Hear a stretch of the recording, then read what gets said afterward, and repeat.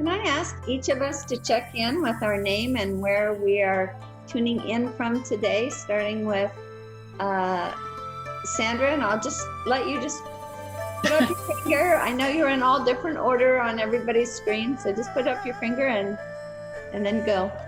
So start with Sandra. I'm Sandra. I'm in Georgia, just a little north of Atlanta. I'm Diana. I'm from Waimea, Hawaii. David checking in from Waikiki. I'm Kirk in Santa Barbara. I'm Maurice, also from Santa Barbara. I'm Sarah. I'm from Hawaii, but just landed in Wisconsin. I'm Mary in Kaimuki, Oahu. I'm Alice. I'm in Honolulu. And I'm Bev. I'm up the hill from Renee and Kaneohe. I'm Catherine, and I'm from Kahala, but I'm soon moving to the North Shore. Doris, tuning in from Honolulu. I'm Dominica. I'm from Honolulu. I'm Morgan. I'm from Raleigh, North Carolina. I'm Jim from Goleta, California. Robert Moore, signing in also from Goleta, California. I can see Erica. Erica is from Manoa. She's a friend of mine. Okay, wonderful. Yeah. And we always want to thank our support staff, which tonight is Janine. Thank you so much.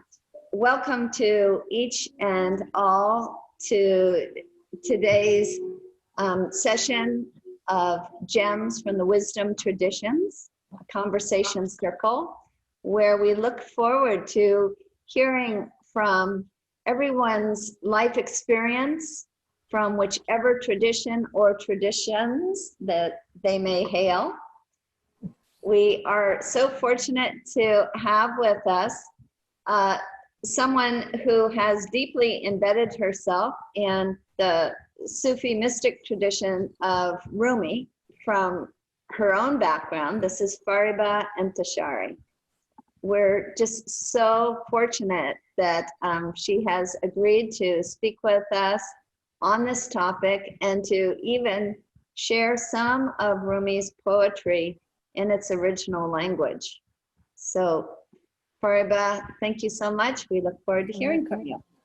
Thank you. Thank you for having me. And as you know, I'm enjoying for a number of weeks now your gathering, and so I'm delighted to have this opportunity to just dive. It's like a nibble today because Rumi has 60,000 verses, and it's mostly good for gathering who come and sit and don't leave. That works the best. We're looking forward to our nibble. Yes. So, so when Renee and I talked about, Renee said, well, progressive self-awakening goes with Rumi. And I couldn't help it to think about this verse of Masnavi. Masnavi is Rumi's masterpiece. In Rumi's masterpiece is his lifelong work. And if it wasn't for studying Masnavi, I would not be able to understand his other poetry, because his poetry is condensed with images. What is important today for us is to know that Rumi really believed that we are a spirit being. Our essence is a spirit, is vast, is undying, is infinite. It's mysterious because there's no way we can in a short time on the earth to be able to dive within the vastness of the spirit we are gifted with on the earth.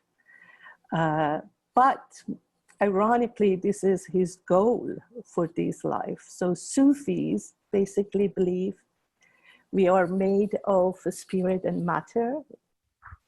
And the matter is dense, is dark, is manifested, is they talk about it as a contraction, and the spirit is esoteric, transcendent, and is enormous. So these two opposites are coming together. And we are the one who has given us crown of the creation, the choice to choose to live a life that has nothing to do with our spirit or little to do with our spirit, and just let glimpses and sides of the spirit be shown to us. Or like Rumi, we can make it a goal for ourselves to understand the vastness of our spirit and its role on the earth. You know, once is in the earth, what is experiencing, what is feeling. For Rumi, what I love about him is he always chooses to put his attention on the vastness and abundance of our spirit, who we are as a spirit. To him, the essence is everything.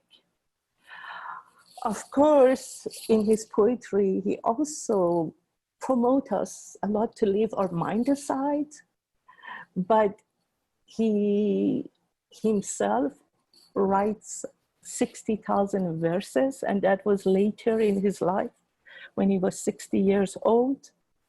So 16,000 verses of poetry to teach our mind how to go step by step to meet our spirit. So basically he talks about this winding trip, winding journey of our spirit that has to be able to kind of dissolve within the essence and the barriers that avoid us to understand our glorious part, the part that's from the heaven, he calls it, the breath, the livelihood.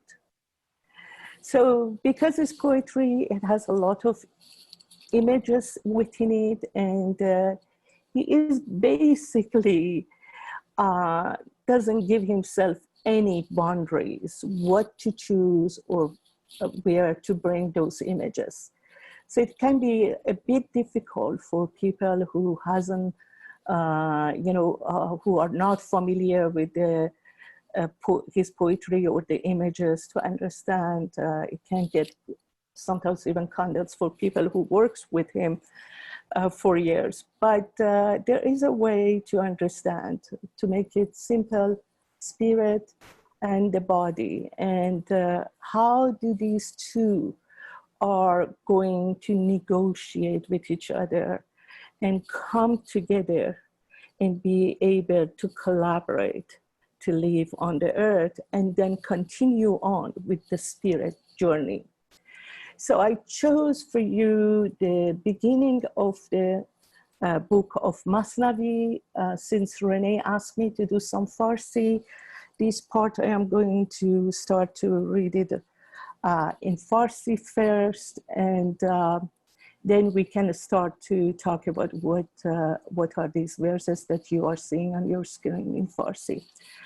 What he does really, in order to tell us what's our spirit doing on this journey on the earth, he chose at the beginning of Masnavi to give us this story. Sounds like a love story. Of course, love is always a good place for him to start. And this love story is about a king who falls in love with a maiden. بشنوید ای دوستان این داستان، خود حقیقت نقل حال ماست آن.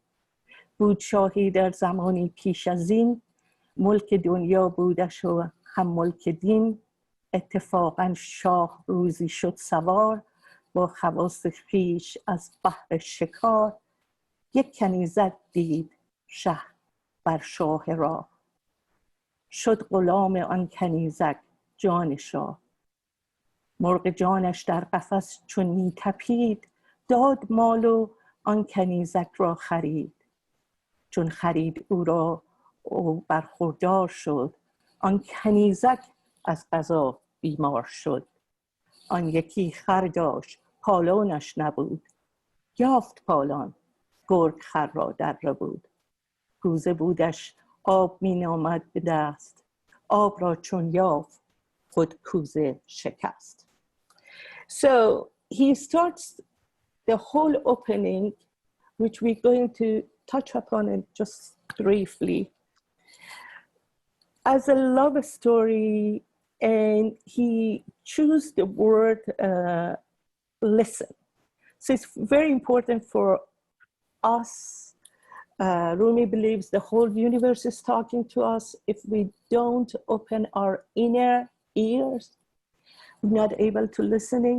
But for now, he says, okay, listen to this story, because this story is the story of your soul, of your journey on the earth.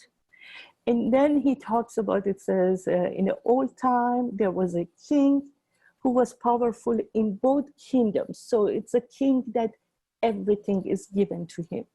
The kingdoms are the visible as well as spiritual. One day, as he was riding on the hunt, he saw a maiden and was greatly taken with her beauty. As was the custom, he paid her family handsomely and asked that she come to be a servant at the palace. He was in love with her. He had a water jar, but no water. Then he found water, but the pitcher fell and broke. The feelings trembled and flapped in his chest like a bird newly put in a cage. But as soon as she arrived, she fell ill. The king was like the man who had a donkey, but no saddle for the pack. Then he bought a saddle and the wolves killed the donkey. So when I say briefly going through that, two words are important for what we are doing here today, is the word king, because Rumi believes our spirit, once we are born, we are gifted with the essence of being the holy breath, of being a piece of the ocean of God. In Sufism, God is the collection of the spirits. All of us together make the name of God, which is Janan, which is the plural form of the spirits with the S at the end. And then we ask, who is the maiden? Maiden in Rumi's poetry, ironically opposite of Jung, he believes maiden is our rationality. In this poetry, we are at the beginning of our spirit, our spiritual journey. We maybe just have, we are 20 years old. We understand somewhat a connection of our ability, of talents, and what we can doing. But we are also at the same time have no experience.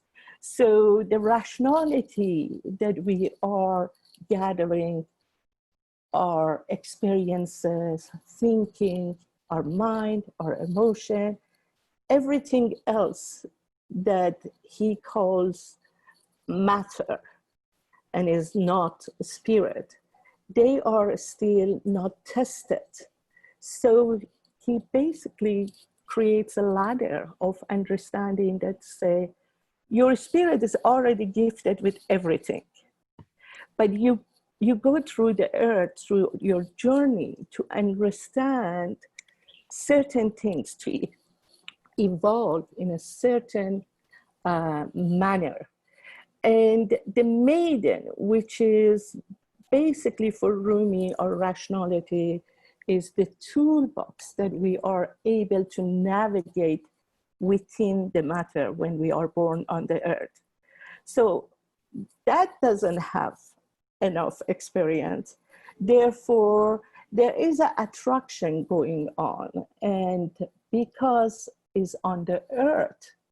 Always, when you choose to function within the domain of the matter, there is a dichotomy, a duality that for Sufis, especially Rumi in this case, is important to understand the characteristics of who we are on the earth.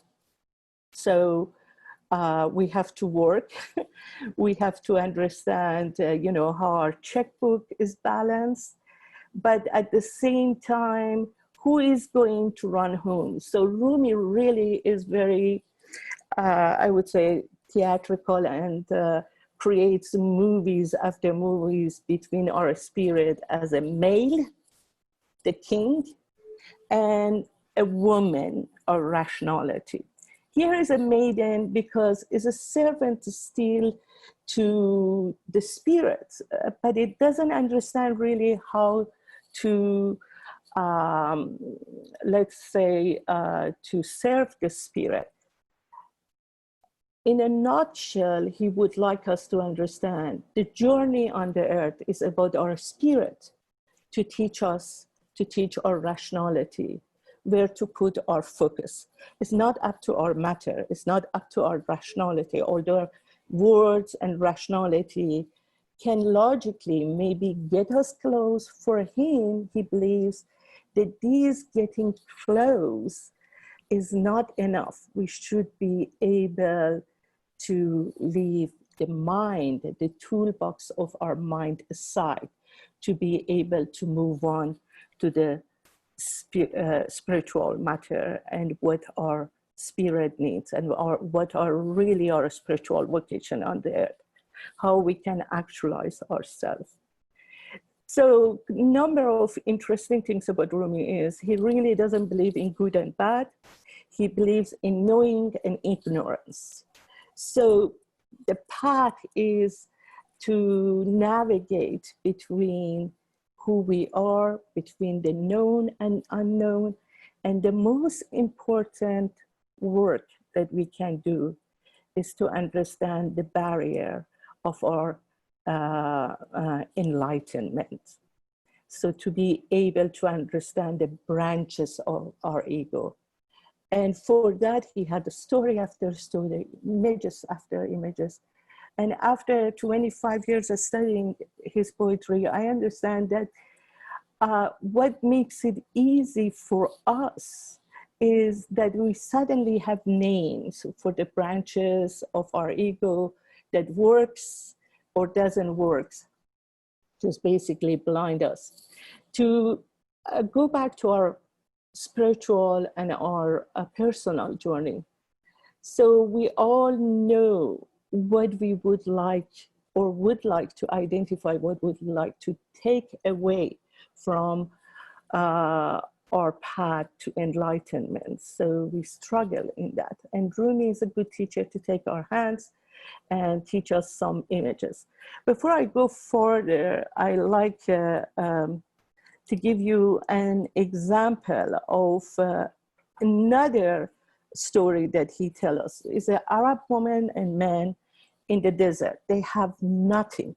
And woman here is not a maiden, is married to the spirit. And they have always this struggle. They just fighting because the woman is not able, the rationality is not able to understand what the man says, because it's too involved in the worldly matter. And the spirit, in this case, in this story, is more interested to understand, who am I? What am I doing here? I'm longing to understand the ocean. I'm longing to understand, to find the king again, an image of us that's connected to the spirit. I'm just looking for those things. And he's basically, from the view of the Arab woman who is all the time arguing with him, hasn't done anything. So some of his words, her word is very interesting. Everyone is happy and prospers, except us.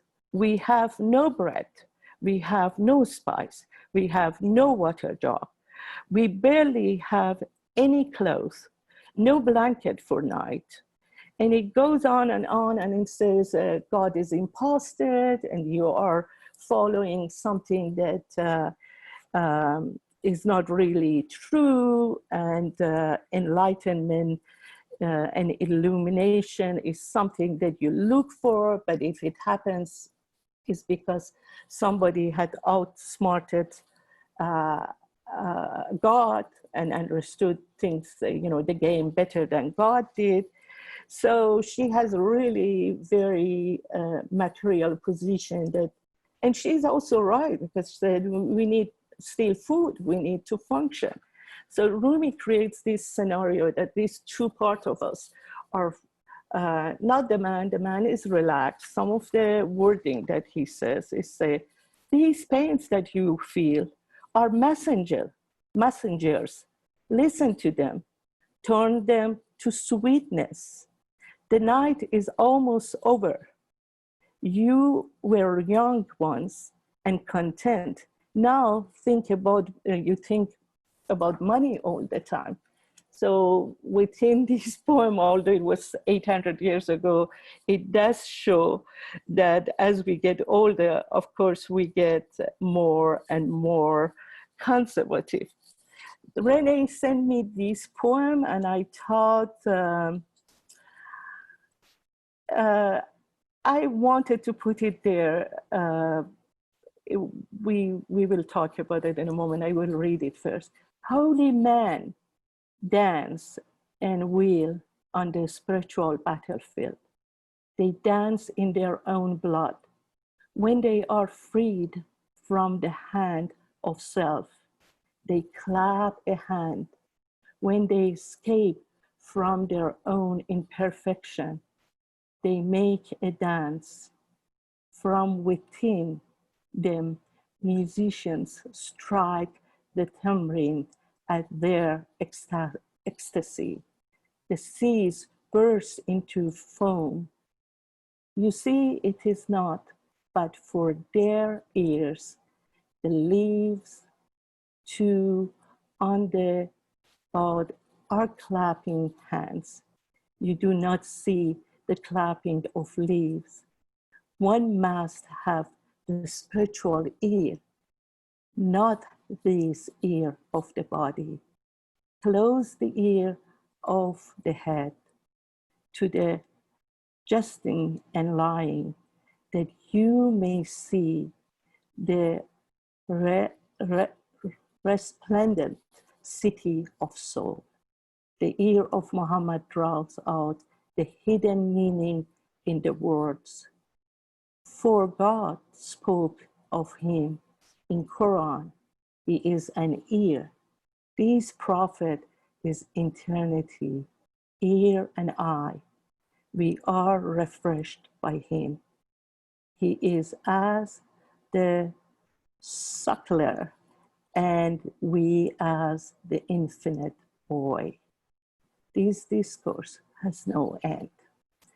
So those of us who love Rumi, this is another image that he is talking about when you wanted to get close to transcendent. Because it's poetry, you can pick what speaks to you about it, but there is no fear, there is a freedom, there is a inner centering that is able to see the spirit with the different ear, with the inner ear. So these are the stages that Rumi talks about, that when we are free of I think the best word for me is the toolbox of our mind, when we can unveil something, some branch of our ego that make us cling to something. When we can take that away, it gives us the freedom to be able to leap into these other side that is able to be seen that we are able to see if we only could go over ourselves. One more poem, and I can then open it to your questions. This is the essential part of what Rumi is teaching in Masnavi. So you see the book 4. So Masnavi, Rumi's masterpiece, has like 6 books. Within it, he has the stages of enlightenment. And what he does is that he says when we are born, we already are the crown of creation. We already are capable. Basically, he calls himself midwife to give birth to our soul. And also he called the stories and images within his masterpiece knock on our heart to open up to who we really are. His essential teachings also talks about that we are a being that is always in progress. So you cannot wake up and look at yesterday.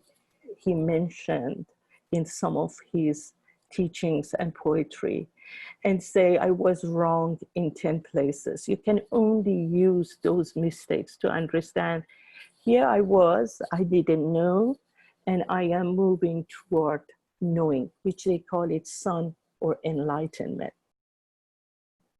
He passionately wanted us to understand that every morning, in Sufi tradition, that in the morning, they wake up early in the morning and wake up their spiritual senses, 5 inner senses, not only their outer senses.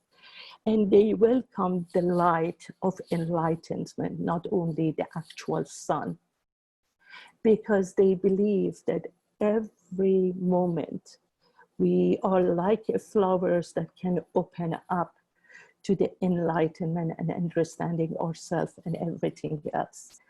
They introduce many steps, but they don't really believe in the steps. You can dive in it within an immense, deep moment without going through steps. But unfortunately, because we are on the earth, and as he mentioned at the beginning, these works with, duality. So work is a part of it. So we wake up every day hoping that we can understand or reach out to the highest self and the version of us that is better than the version that we lived yesterday. This version in Rumi's poetry is Solomon. Solomon says to the messenger from Sheba, okay, who's Sheba? Sheba is a queen. So we have a king, the highest level of our spiritual practices and version of we are, you know, the highest level of Renee, the highest level of Maurice, the highest level of Jim, the highest level of Fariba. It's in collaboration and marriage with a queen. So this is not a rationality that you can fool with something like gold or pay for it and bring it to your palace. She is already mighty. She's a more polished, brilliant. She is close to nobility. So, but she may not understand few things that this small part of Masnavi, book 4, can give us a little window to it. I send you back as messengers to her. Tell her this refusal of her gift of gold is better than acceptance, because with it she can learn what we value. She loves her throne, but actually it keeps her from passing through the doorway that leads to a true majesty. Tell her, one surrendering bow is sweeter than 100 empires, is itself a kingdom. Be dizzy and wondering like Abraham, who suddenly left everything in a narrow well. Things look backward from how they are. Stone and metal objects seem treasure as broken pottery does to children pretending to buy and sell. Tell her, Joseph sat in such a well, then reach to take the robe that rose to a new understanding. The alchemy of changing life is the only truth.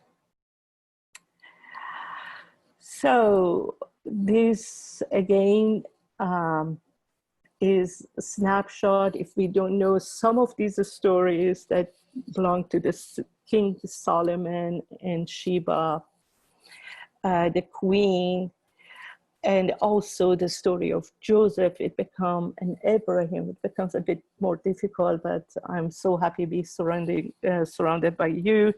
I'm sure you are well versed in some of these stories, but we can look at the essence of what Rumi wanted to tell us here. He absolutely focuses on the essence of the spirit. Anything that has something to do with this world.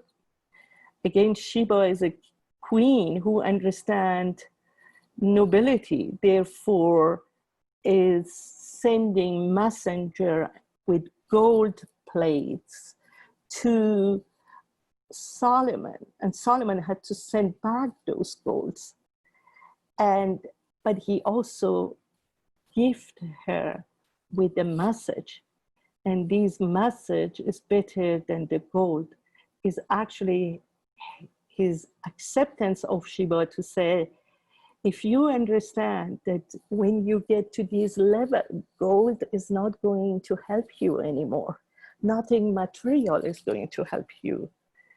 Then you can pass through the doorway that leads you to true majesty.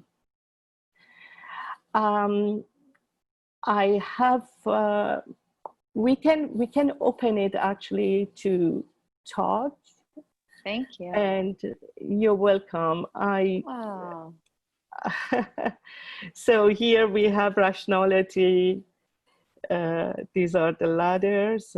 And that's something I can talk about. We did the nobility. The lower ego in Islam is nafs. That has to do with our rationality and personality. And the higher is nafis, which is noble. So the plural of lower ego becomes, in Arabic, it becomes nobility. So Rumi plays with that too. And again, before I stop, 5 layers of intuition, like the inner ear, that he wanted us to open up. So 3 snacks of 3 different stories from 30,000 verses that shows how Rumi suggests for us to just marry our spirit to the rest of us. I understand that other traditions put it as mind and thoughts, emotion, but in Rumi's poetry, basically, is a lot of images that are representing our ego. And the 2 mainstream is the spirit, which is also king, and the highest rank of it is Solomon. So the best version of who we are is Solomon. Thank you. Yeah. Thank you ever so much. Wow, that's so much for us to digest, and there's such a wealth of study that must be behind a quarter century of studying this poetry that, like you say, we can only get a tiny little nibble. I have a really basic, I think, question to ask you, since we have really a lot of people in female bodies who are attending this session right now. And so I just want to make a clarification that Rumi would see the spirit ultimately as without gender whatsoever. So even yes, though in Islam there is no gender, correct? Yeah. It's just the spirit, and the spirit is in female and male. But I think we are dealing with a poetry that was written 800 years ago. And 800 years ago, male either were in battlefield or they were on horses gone, and women were the one who would get pregnant and had to think about, where am I going to live? How am I going to feed the children? How am I going to protect myself and my family? So in Rumi's poetry, male is the free spirit, the part that kind of navigates. So also, I think he's clever. He pushes on prejudice. So we cannot be politically 21st century. No. So, and he does it actually. He does it actually with Jewish king and Christian. So there are, after this beginning of the Masnavi, there are some Jewish kings stories that are horrible. But, and it does push us in some people who are Jewish when they come to the classes, but then they, he goes back to the stories, like he goes to King Solomon, he goes back to those stories. And I think he has a sense of how we can react to these images. Mm-hmm. But don't be disheartened. The spirit, I'm just, spirit is a spirit. Yeah. Doesn't have a gender in Islam. Yeah, and I understand that in Farsi, there isn't even a he or a she pronoun. No. So in that sense, I think it's more advanced than English. Yeah, Because it's we always get emancipated forced. language. Yes, it's Indo-Germanic, European language, and it doesn't have so many articles, and the refer to God is U, which is third person, and to she or he is U again, which is third person if we talk it. You can talk forever about someone and not knowing until you ask if it's a female or male.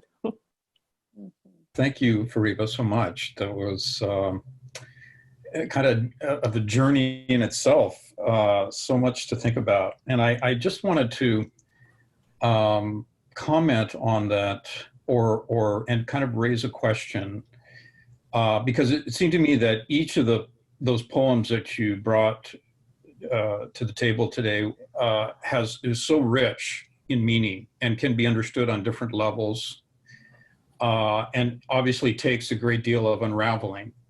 Mm-hmm. But the last one in particular, I was really struck by this idea of the Queen Sheba as rationality, sending her finest gold to Solomon, and then Solomon refusing it, sending it back. And obviously, you could take that just in terms of material wealth as not really being of value in relation to spiritual insight, spiritual understanding who we are as human beings, and so on, that gold cannot compare. But in terms of, if you think of the queen as in terms of rationality, it seems to me it's also, or I'm wondering if you would agree, it's also referring to possibly at another level that are kind of clinging to treasures of the mind, that you know, say we have a certain insight at a certain point in our, you know, development as a human being. Maybe we're very inspired by a particular teaching and so on. And the tendency is to kind of latch onto that as being the final answer. And prior to your discussion about the poem, you kind of led us into that idea of this idea of the journey as being something that's a continual process. And so even those, you could say, foothills that we reach have to be transcended for a higher mountain, and so on. And so it's a perpetual kind of evolution. So it struck me as as a symbol on many levels, but particularly in relation to the mind,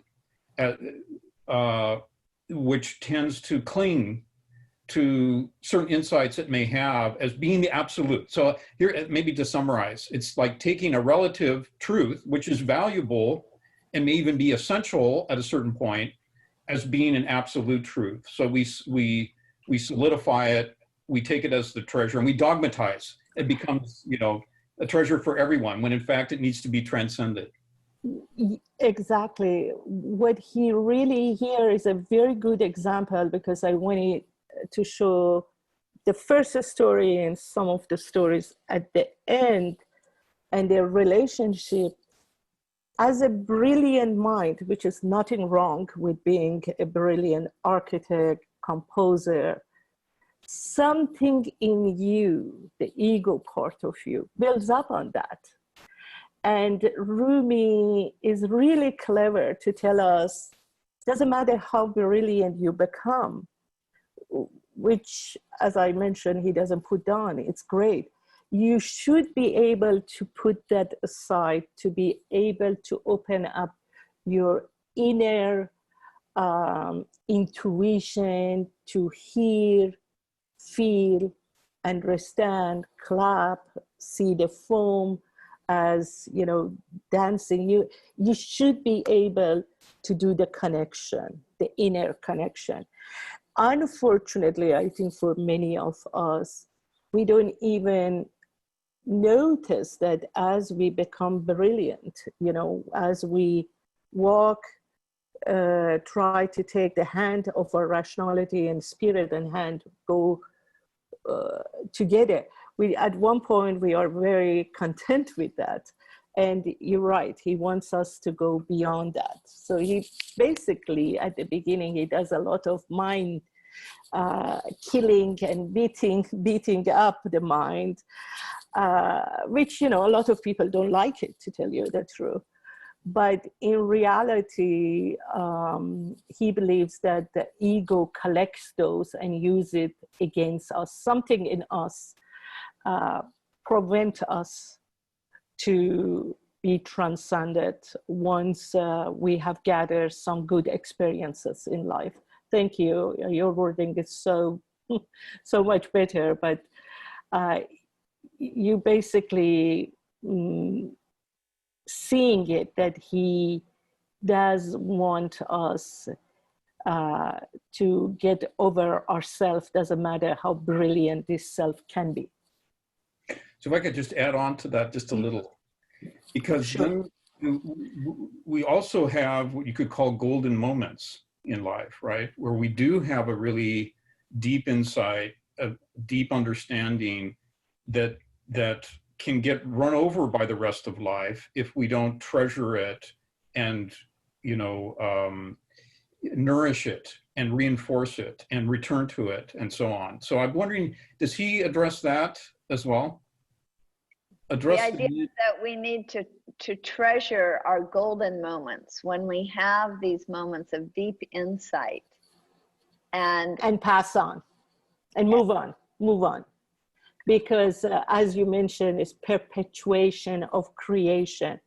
It's perpetuation of creation is you are the co-creator, and you need to dive within the river of co-creation.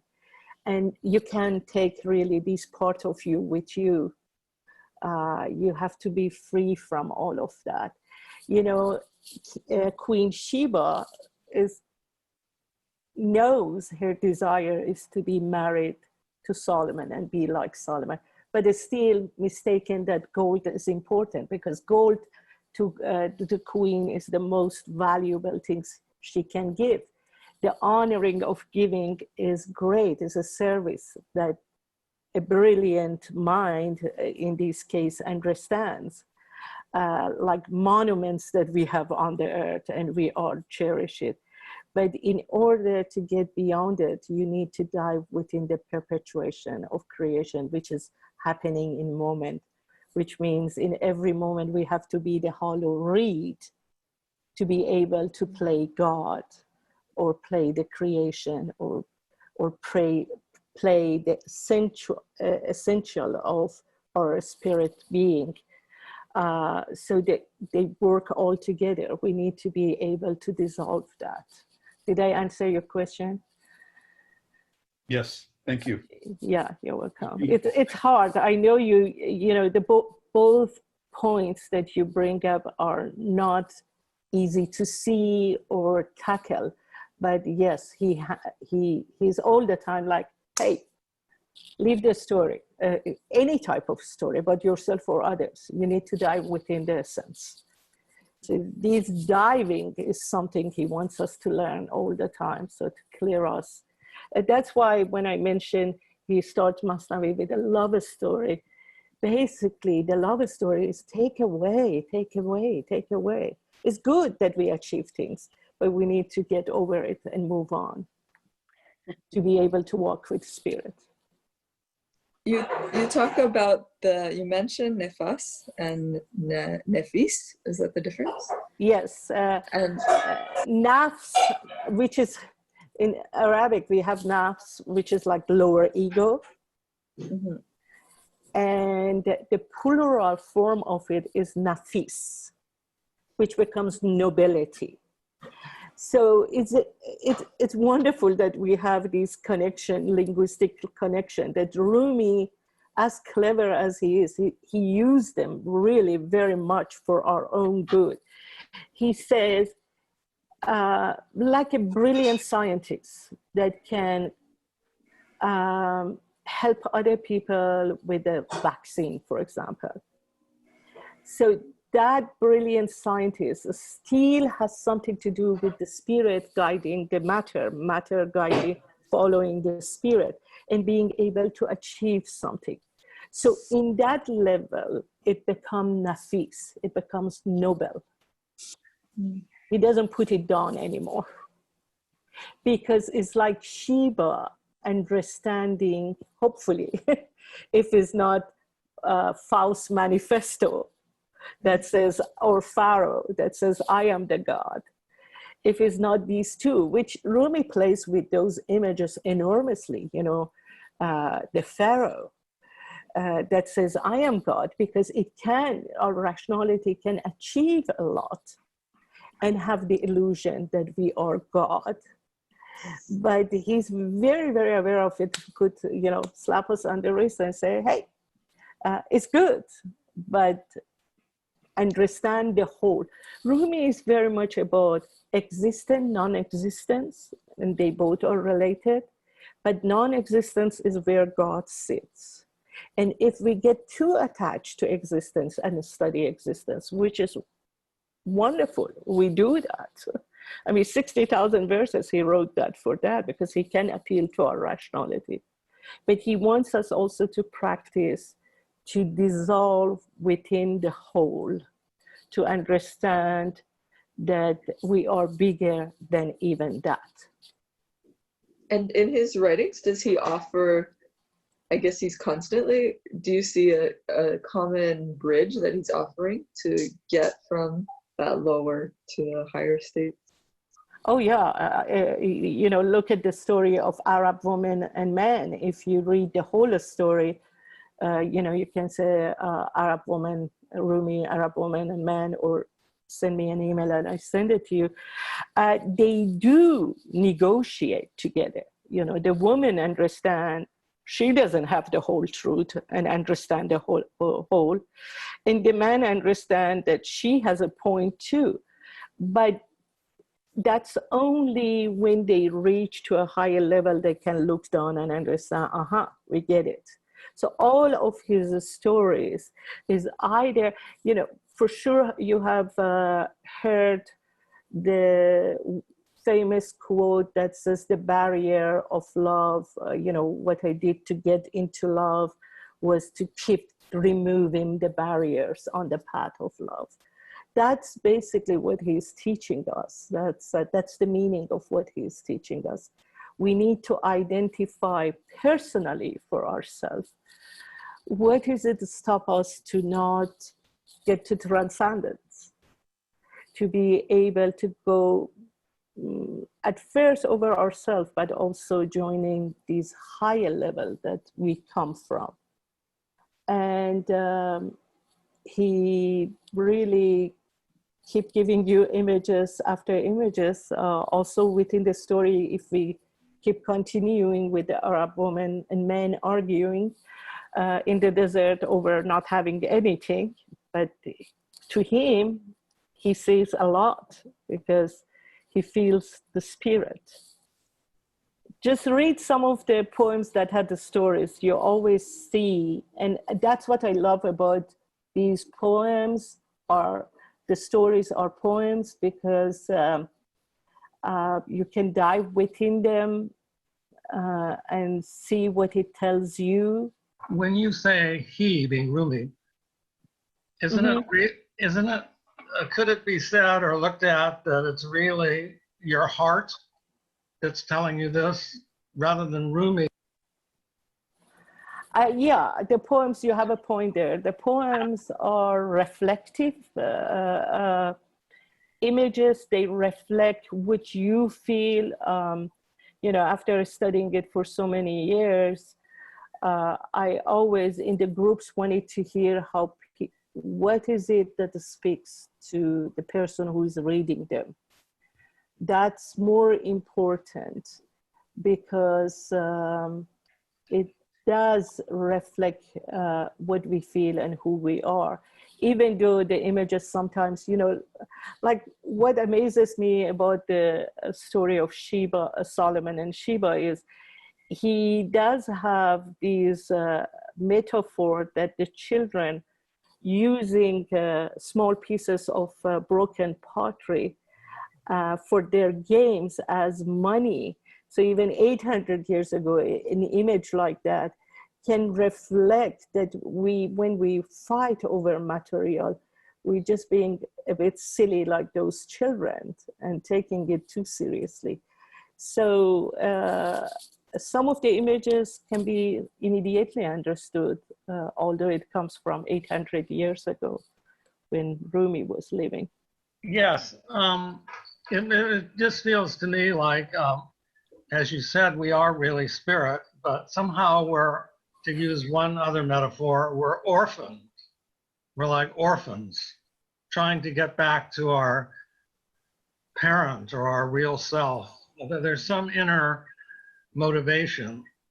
And Rumi's kind of chipping away at it, nibbling at it to make sure that it's sort of like an archaeologist digging at us so that we can find the motivation that's really already there but's been buried. Is that? It's really good that you bring that up, because in reality, even when we are a child, we have moments of connections. When we just leave everything aside, we do have all these moments of connection. And I think that's what he is trying to tell us with saying that word or stories or poetry in Masnavi is knocking at your heart to say connect, connect, connect. Because yes, we do need each other to reflect each other and be with each other. But in that journey, you have rope. If you look at how he talked about Joseph going into the darkness of the well, but being able to center himself and understand the darkness that he was within. Then the darkness became the rope of light to pull him up. So we are orphaned because we are separated, and we are in a life that is dual. We have to understand these two opposite tension between the spirit and waking up every morning and again being hungry and eating and not just doing your spiritual work. So it's a dance. That's why he plays also with dance and clapping and holy man being able to just see. I think it needs some, all he's saying is, I am tabbing and tabbing, and I wanted you to open up to know that you are more than whatever momentary sadness you feel. And separation is actually, Maurice is good. He said, actually, if we don't feel the separation, we're not alive. We probably dead. But otherwise, if we are a bit awake, we know we are separated. Thank you for bringing it up. Thank you. You're welcome. That's an amazing concept, what you just said, that separation isn't bad. And I've never thought of it that way, that it's a necessary part of being alive. Yeah, Hafiz talks about it, and Rumi, they both are excellent for the path of awakening, because even the man in a woman, it says these pains that you feel are messengers. So to know you are separated means someone in you is sitting there and knows that there is a vastness, there is an ocean that belongs to. And desert is not really necessarily a place that you need to be stuck to.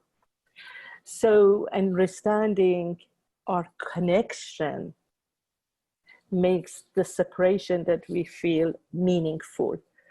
And I think that's one of their greatest teaching that they left behind for us, to say, don't feel separated. You are a part of the whole. The whole is essential to who you are, but you need to connect to it. Well, it's just an overwhelming vision that you have given to us, Fariba. And I'm sorry, I try to simplify, but no. I think what it shows is that that sadness or that almost frustration, that is good, right? That we cannot yet, and that's the idea behind progressive self-awakening. Perhaps we cannot yet grasp this enormous whole that you're holding in front of us, that Rumi is holding in front of us.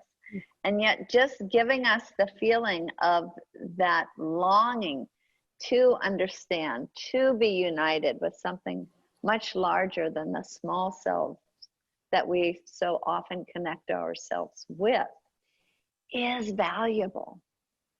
Can we all just give Fariba just a little hands up clap of thank you for Fariba for sharing Thank you. so much insight from such a deep study of the master Rumi from 800 years ago.